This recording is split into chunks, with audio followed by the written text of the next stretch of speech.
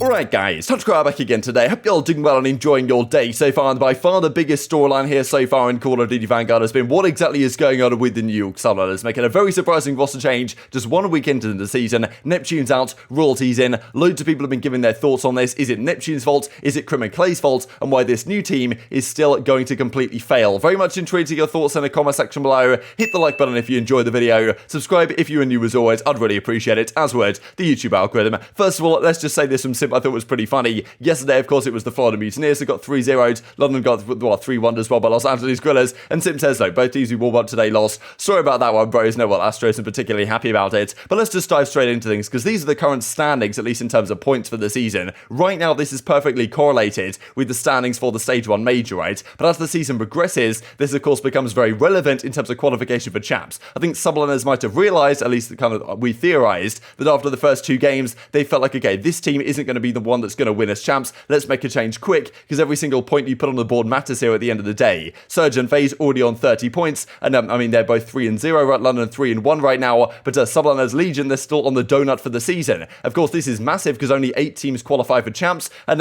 look, the season is relatively long. You get a fair amount of points for placing quite well in the majors, but still, far from ideal if you're on 0 already here, and I mean, look, there's a long way to go. There's still plenty of time to turn things around, but yeah, not the greatest start from the Subliners, given the fact that Legion are the other team on 0 points, and so are New York, and next week they play Boston and then they play FaZe. Far from the easiest closer for New York. Very likely right now people would say they're going to finish 0-5 in this stage, and of course there it doesn't give themselves the greatest chance to get any points on the board when they get to the major. So lots of questions around this New York squad right now, and certainly understandably so. Turtle points out right here, a very rough start for the Subliners, 0-3 in terms of series. Map count is 2-9, which is pretty woeful. Hardpoint, they haven't won a single hardpoint yet. This is honestly quite a big surprise, just given the fact, well, it's not a surprise when you look at their slaying numbers, but it's a surprise compared to last year, where really their hardpoint with Clayster on the team, when Hydra was there, Asim, and of course Mack on the squad at the time, like, I mean, yeah, their hardpoint was really good. Like, Hydra, I'm pretty sure they had the longest winning streak on Garrison hardpoint the entire season. They were like 11-0 at one point, like 11 win streak on Garrison hardpoint at a time. Hydra was just dominating that map. This season, their hardpoints have been completely woeful. Search and Destroy, they've won 1. Control, they've won 1 of them. Like, really not ideal by any means, especially because they make this move, right? Neptune's out, Royalty's in within about a week or so. This, of course, was a point of massive confusion at the time. Okay, why is Neptune gone? Is it on Neptune to some degree not taking the criticism on board? That's certainly something that has been leveled. Or is it kind of the same deal with Huke last year on Dallas Empire, when Crimsix and the kind of the way that they deal with the criticism is not ideal for the way that Crimsix and Clayster are going to dish it out, and I mean, therefore the team chemistry messes up immediately, right? Literally 1 week into the matches, the chemistry seems to be completely disappearing, and Royalty's now into the squad.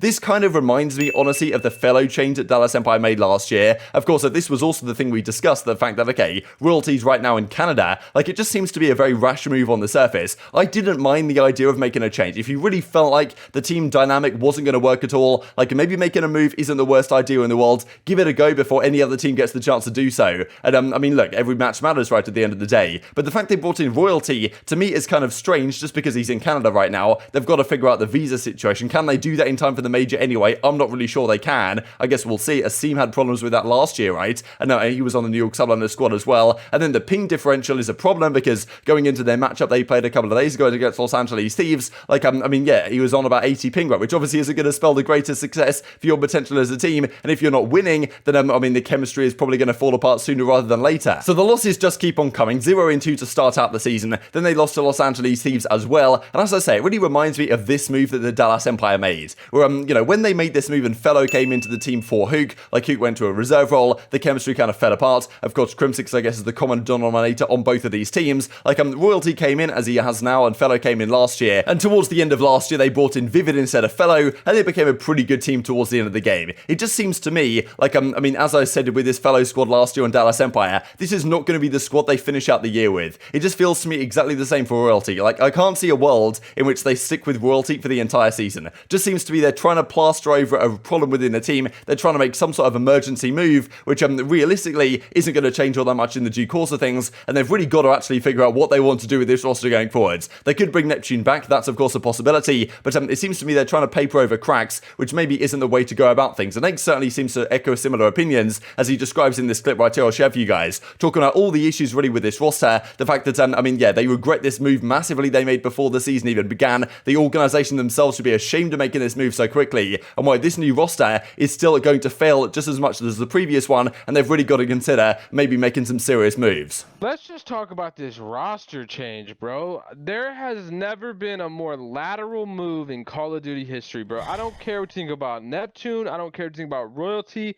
This solves nothing at all to me. It solves nothing. It is a lateral 1-for-1. Nothing changes. Pure panic, bro. Let Pat finish his thoughts. This is a we are ass. We didn't think we would be ass. We don't know why the we're ass. We're not looking good. We're all sucking. Let's just do something. That's what this screams to me. Let's just do something. So Neptune just draws the short end of the stick. They make the change.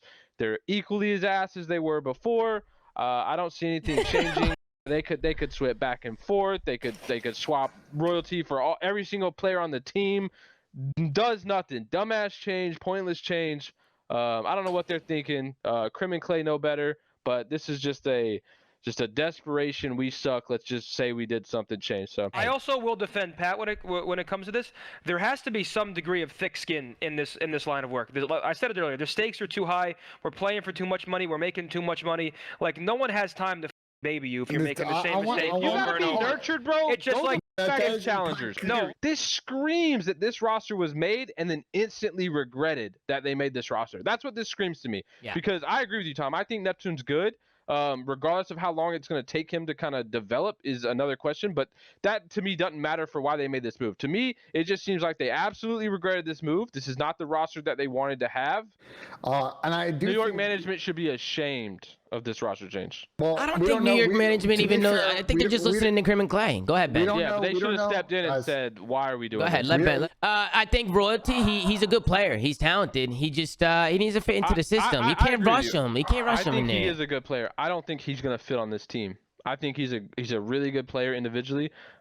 Don't see a world where he fits in on this team just as much as Neptune. Like, I feel like it would be the same thing. If Neptune didn't fit in this team, I don't see Royalty fitting in this team. So Rakes makes it very clear that, look, he believes bringing Royalty in here for Neptune really isn't going to make that much of a change. Like, they're just trying to change things around. Doesn't really matter who they bring Royalty in for. Nothing's going to alter on the team. Like, the whole chemistry and the dynamic just is straight off with the team right now, and they've got to consider, okay, why are we bad? What are we going to change, right? Because at the end of the day, seems to me that Crim, Clay, and Hydra, that is going to be the trio, right? They've got to find a fourth player that's going to fit with that trio, and right now they haven't been able to do so, right? Of course, Royalty on the 80 ping situation, that's probably not going to be ideal. Neptune, of course, didn't work out with the squads, so I mean, what are they going to do, right? It's really tough spots. Crim and Clay, of course, have been this way, and they found it and made it work in Modern Warfare with the Dallas Empire with Huke and Shotzzy, but this time it's only 4v4. You've only got 2 players you can have on your team in addition to Crim and Clay. Maybe that doesn't work out quite so well, and I mean, look, you can put the blame on them, but in fairness, they've been the same for many years now. Like, maybe you should blame the coaching staff and maybe not dealing with some of the youngsters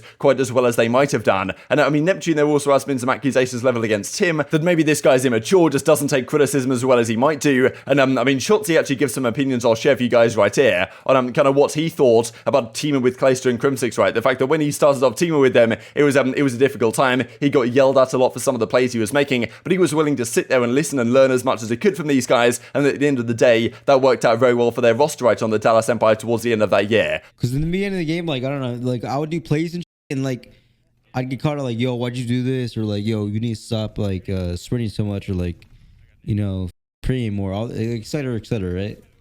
Which, like, I took literal because I don't know, I was just like a new player into the scene, just listening. Cause I'm a good listener, bro.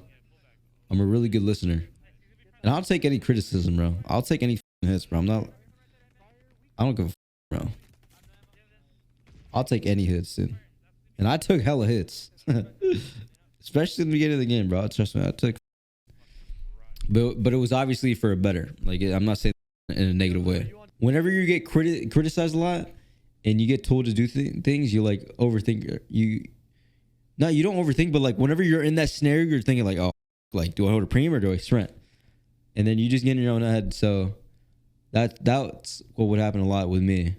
So I'm assuming that's what Nep is, or not Nep is going through, but like they're probably criticizing Nep a lot, and Nep probably just doesn't feel comfortable. Like he feels like he's playing out of the book like way too much. So I'm very much intrigued to your thoughts on exactly what this team should do going forward, because the idea was Clay and Crim are going to team together, they're going to have Hydra there, and if Neptune works, that's great as an SMG duo. If it doesn't work, I guess they can try out some other options. But to me, Royalty is only a very short-term fix. There's no way I think they stick with him past a couple of stages, really. And that's the thing, they've made this change so early. I believe they were also considering Johnny from Challenges, or Oh Johnny, or however you're meant to say it exactly. So, I mean, still, maybe there's another change that happens here. I imagine Clay and Hydra still want to stay together. Clay and Crim still want to stay together. I think that as a trio could still work and could still have potential there. But just the fourth player right now, they haven't really seemed to have found a fit. I'm sure there's some player out there that if they can fit into their system, probably another like young rookie type player, I don't really know. Maybe that could work out for them. But who knows? Does Clayster and Crimsix as a duo work in 4v4? Do they have enough slaying power between them to make that work? On paper, they should do. But I mean, Clayster so far hasn't been performing. He knows he hasn't been performing up to the level he needs to be, and maybe just the frustrations within the team dynamic aren't exactly helping that, right? So many questions right now as to what New York do. The problem is for them, it doesn't get any easier, right? Like, the matches don't come much harder than what they've had this bracket. I'm pretty sure Minnesota and New York technically had the hardest run of any teams this major. I mean, we actually looked at this earlier today, but I'll just show it for you guys again. Subliners play Breach on the Saturday, and on Sunday, last game, they play FaZe, right? So in theory, they could well be 0-5 here. Like, it's looking very much like that might be the case. And Crimsix says, don't talk about the elephant in the room.